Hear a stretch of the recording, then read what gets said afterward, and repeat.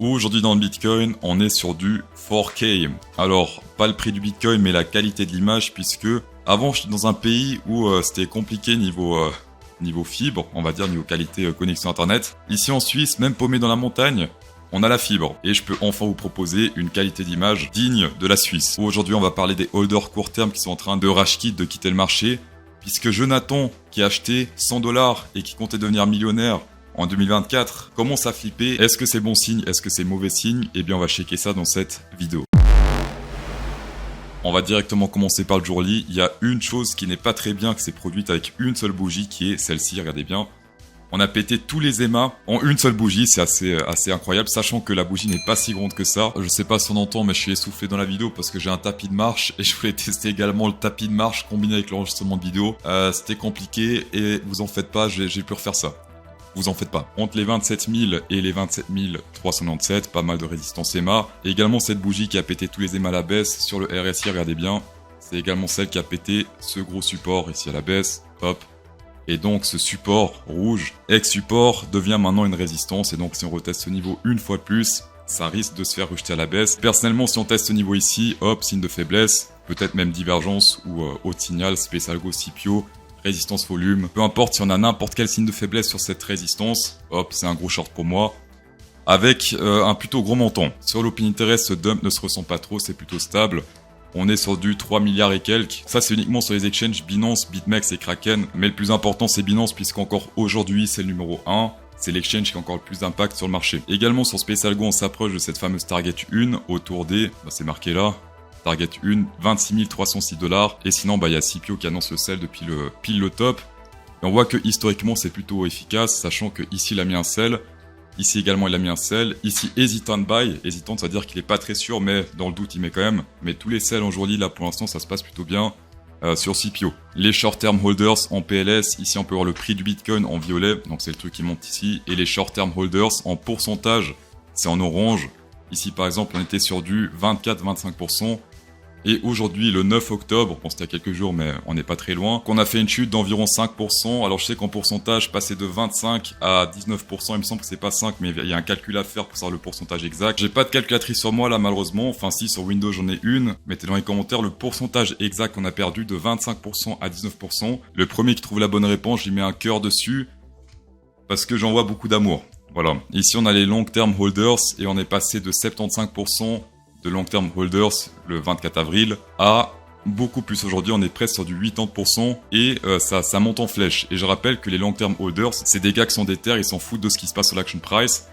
Et je rappelle que si le prix dump, c'est parce que il y a des gens court terme qui vendent du Bitcoin. Et je rappelle que s'il y a plus personne qui est chaud pour vendre du Bitcoin, eh bien, comment le prix va faire pour descendre si personne vend? Tout comme ici, regardez bien, ça descendait un tout petit peu sur l'action price. Ici, les long termes, ça montait de ouf. Sauf que, ils galéraient à descendre puisque les long termes ne vendaient pas. Et ici, on peut voir sur les réseaux sociaux que les gens flippent depuis pas mal de jours, mais le Bitcoin, pour l'instant, ici en tout cas, ne fait pas de plus bas creux.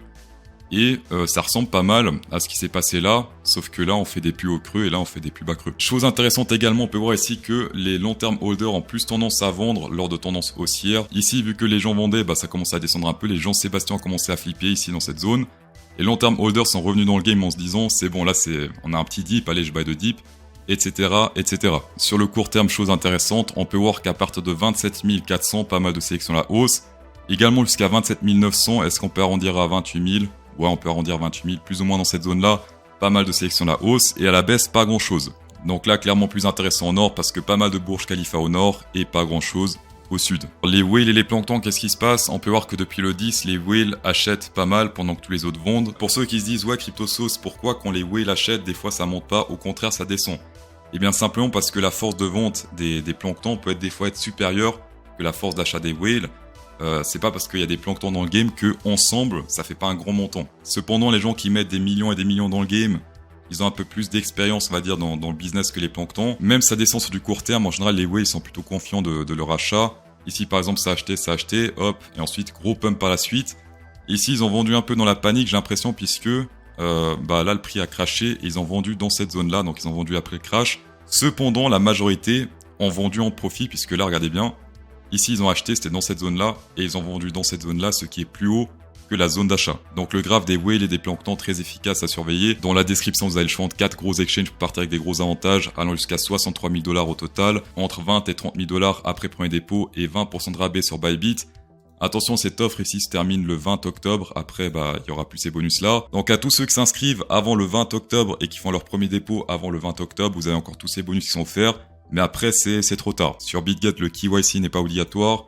Et vous avez jusqu'à 8 000 $. Sur BigX, vous pouvez trader les marchés traditionnels et vous avez 10% de rabais sur les frais. Et en plus, vous avez jusqu'à 5 000 $ qui sont offerts. Et sinon, sur Mexi, vous avez plus de 2000 altcoins. Et entre 20 et 20 000 $ qui sont offerts, tapez dans Hit Inside. On va passer au round Ethereum sur CPO, on est sur un sans faute depuis pas mal de semaines. Ici c'était un très bon sell, très bon buy. Sell, buy ici également. Les seuls qui n'étaient pas incroyables c'était ce sell et ce sell là. Mais si vous avez tout tradé ici, donc ce sell, ce buy, etc. Eh bien vous êtes en profit puissance 10 000. Là également on est sur un très joli sell spécial go, on est sur la target 2.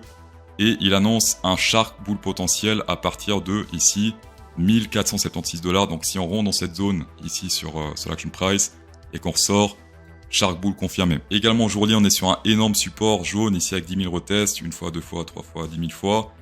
Attention si on breakout ce truc à la baisse parce que c'est assez évident et ce qui est évident ne l'est pas tant que ça dans le futur en général vous allez voir. Donc si on pète ce truc à la baisse, je trade pas pour deux raisons. Première, c'est parce que les MA20 est très éloigné, donc il faut mettre le stop loss dans cette zone là, ce qui est très éloigné. Quasiment 7% de stop loss. Libre à vous, mais ça sera sans moi. Par contre, le truc que je pourrais tenter, c'est si on breakout ça à la baisse, beaucoup de shorters vont rentrer dans le game. Fake out, réintégration au-dessus du support. Et là, dans ce cas, pour moi, ça va être un long clair et précis parce que beaucoup de gens sont piégés, beaucoup de bears sont piégés. Stop loss sur le point pivot du bas et la première target, on pourrait la mettre théoriquement sur cette zone de volume puisque énorme pic de volume ici autour des 1637 $. Ce qui correspond plus ou moins ici à cette résistance diagonale. Ça monte comme ça, hop. Ça paraît cohérent. Alors attention, je prédis pas deux mouvements à l'avance, d'accord? Je dis simplement que si là, on descend et hop, on réintègre ça à la hausse, donc s'il y a beaucoup de shorters qui rentrent dans le game et qu'on réintègre ce support, là dans ce cas, si ça se produit, je long, d'accord? Par contre, je dis pas que ça se produire, ça peut très bien rebondir ici, monter, etc. Si ça se produit, c'est le scénario parfait pour piéger du monde. Méfiez-vous des personnes qui prédisent 10 000 mouvements à l'avance, ceux qui disent ouais ça descend de là, monter, stop loss 0,5 Fibonacci, on va descendre 0,382, etc. Ça, évitez. Avoir raison sur un seul mouvement suffit amplement pour être en profit, donc pourquoi prédire des mouvements 10 000 à la suite? Ça a aucun sens. Sur le Ethereum également, chose intéressante en fort hour candle, c'est qu'on voit ici sur l'action price que ça se pète totalement la gueule, donc le prix chute. Et sur le Pinterest, ça monte. Ça signifie que personne ferme des positions, tout le monde ouvre des positions, des longeurs et des shorters. Beaucoup de longeurs ici sont piégés, tout simplement parce qu'ils ferment pas leur position. Et le but du marché, c'est de renfermer le piège, et pour l'instant, c'est pas encore le cas, puisque le Pinterest continue de monter, et le piège se renferme quand on a des trucs comme ça. Là, le piège se renferme parce que beaucoup de gens ferment leur position. Ici, je pense que c'était des shorts parce que ça montait beaucoup, et donc des shorters ont fermé leur position. Également des longueurs parce qu'ils sont en profit, mais les shorters c'est le plus important. Là pour l'instant il y a très peu de personnes qui ferment leur position sur Binance. Ce qu'on attend ici c'est un gros pic à la baisse pour prendre les premiers profits pour ceux qui sont short. Ceux qui ont shorté CPO, ceux qui ont shorté Special Go. Pour moi, il risque d'avoir encore un peu de sang parce que les gens sont toujours dans le game. Long et short. Dans tous les cas, Master, shakez cette vidéo sur un plaisir. Insérez un pouce bleu dans cette vidéo pour incrémenter encore plus le plaisir. Et bonne soirée.